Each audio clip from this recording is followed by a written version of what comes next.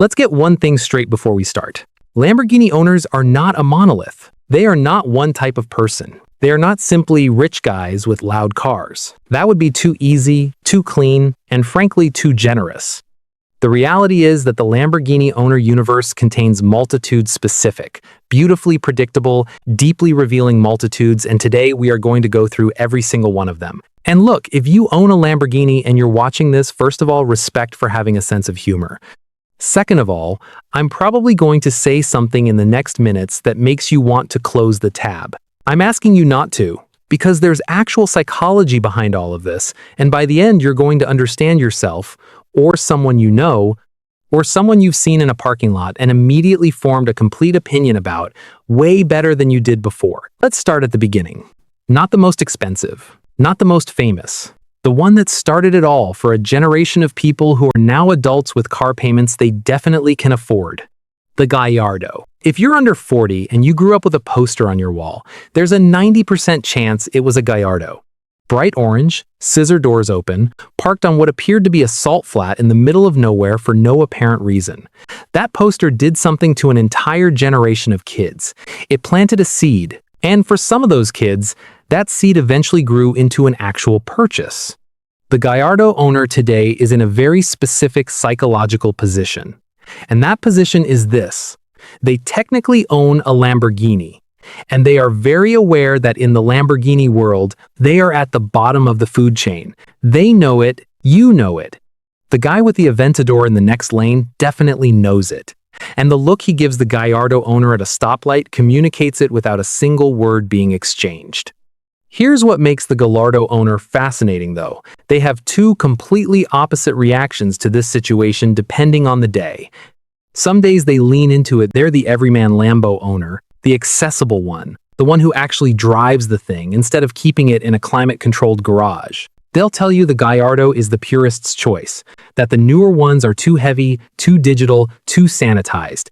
They've constructed an entire philosophy around the fact that theirs is older and cheaper, and somehow in that philosophy, that makes it better. Other days, they browse used Huracan listings at midnight and wonder if now is finally the time.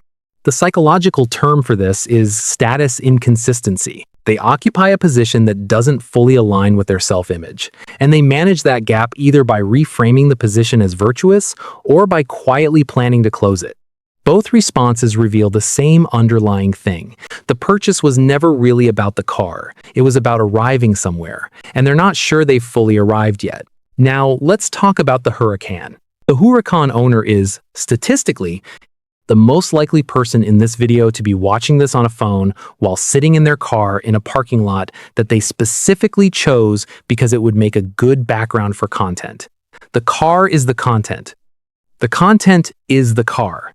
These two things have merged into a single unified identity that is almost impossible to separate at this point. I want to be fair here because not every Huracan owner is an Instagram guy. Some of them genuinely love cars, track the thing on weekends, know the difference between understeer and oversteer, and could tell you exactly what the V10 sounds like at 8,000 RPM from the driver's seat. Those people exist, and they are great. But then there's the other kind. The other kind bought the Huracan because it photographs beautifully, because the doors don't go up like the Aventador, which would have been better for content but also more expensive, and because at a certain point in their career, it became the logical next step in a very deliberate personal brand escalation that went something like nice watches, then business class, then the right restaurants, then the Huracan. The Huracan in this context is not transportation.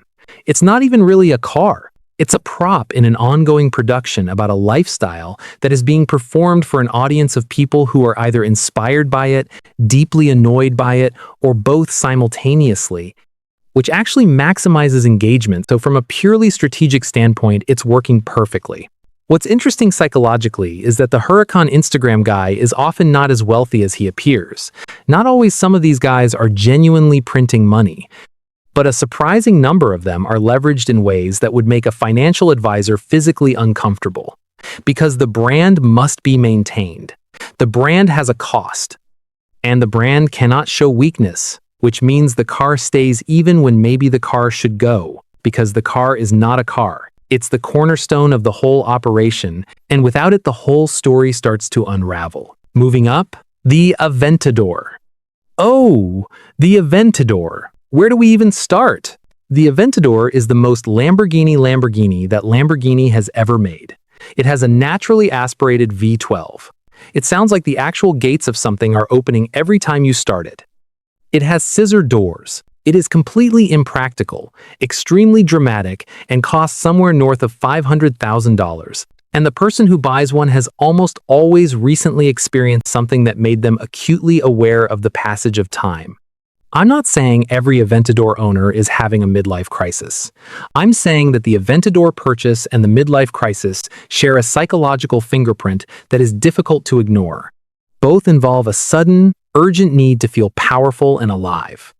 Both involve a decision that other people in your life look at, with a mixture of concern and quiet respect. Both involve something loud that announces your presence before you've even walked into the room. The Aventador owner is almost always in their late 40s or 50s. They've built something, a business, a career, a net worth, and somewhere along the way they looked up and realized that most of their major life decisions had been made. Most of their major life milestones had passed, and the future contained fewer and fewer first times. And then they saw an Aventador. The fascinating thing about the Aventador owner is that they are, paradoxically, often the most self-aware person in this entire video.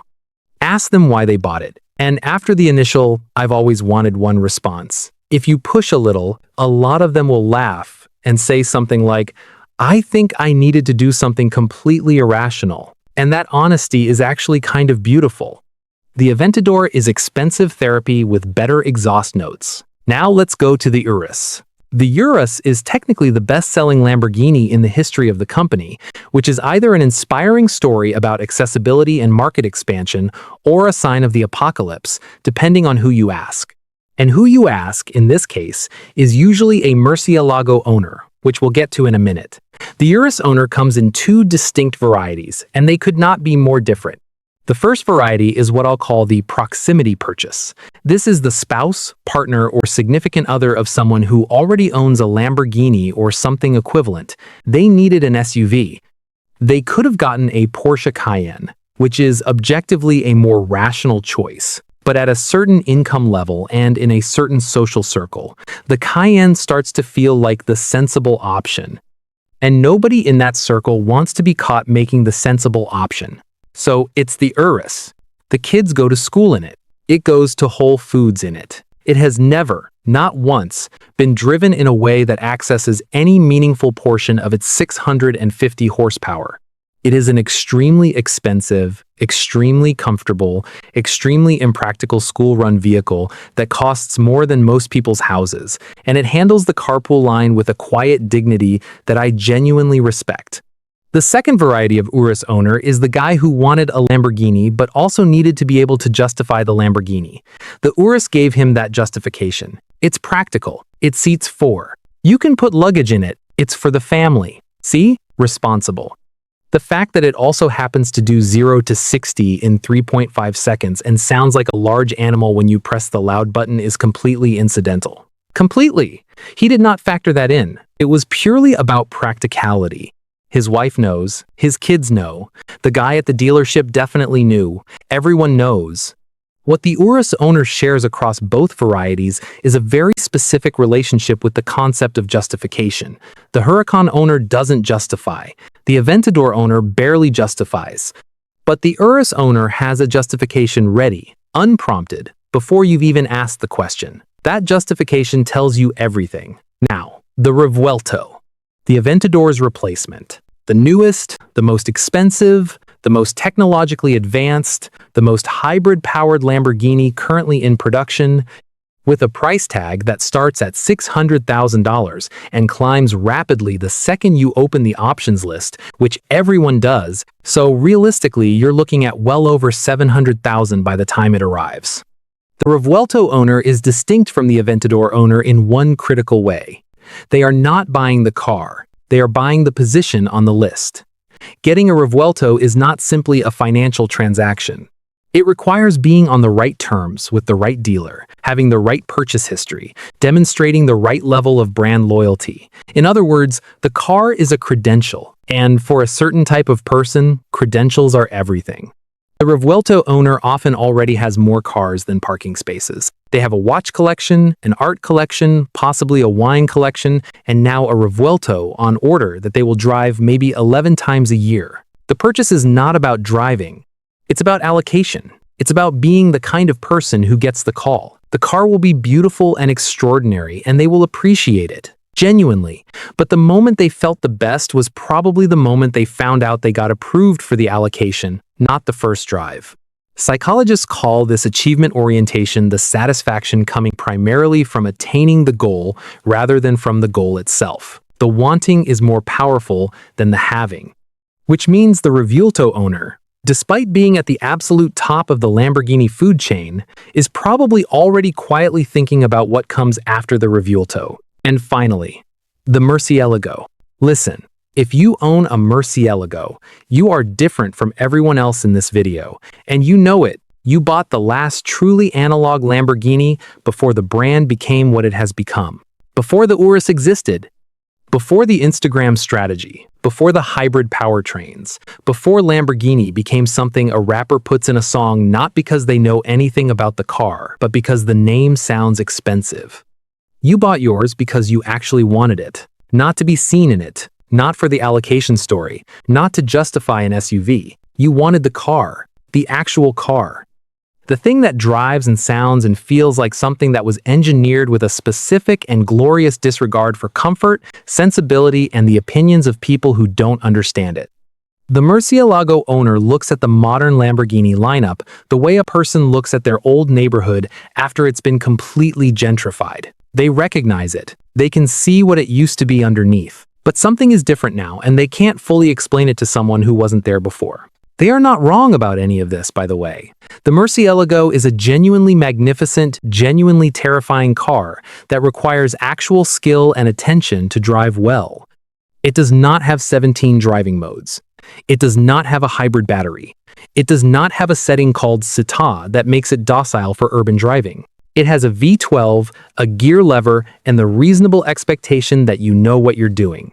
The Murcielago owner has genuine credibility in the Lamborghini world, which is why every other Lamborghini owner in this video either respects them or is quietly intimidated by them, and why the Murcielago owner looks at every other Lamborghini owner with a very specific expression that sits somewhere between appreciation and mild contempt. Here's the thing that connects every single person in this video, regardless of which model they drive. Nobody buys a Lamborghini because they needed a car. Nobody in the history of the brand has ever stood in a showroom and thought, practically speaking, this is the most sensible solution to my transportation requirements. That has never happened. What has happened every single time is that someone walked in carrying something, a need to prove something, a need to feel something, a need to mark a moment, a need to be seen, or occasionally a pure and genuine love of the most dramatic machines ever put on four wheels, and they walked out with a Lamborghini. The model tells you which version of that story they're living. The Gallardo guy is still writing his. The Huracan guy is posting his. The Aventador guy is processing his. The Urus guy is justifying his. The Revuelto guy is collecting his. And the Murcielago guy finished his a long time ago and doesn't need to talk about it. That's the thing about cars that cost this much. They're never really about the car. They're about the person who needed it badly enough to write the check. And honestly, for a vehicle that started as a bet between a tractor manufacturer and a Ferrari owner who complained too much about his clutch, that's a pretty remarkable legacy.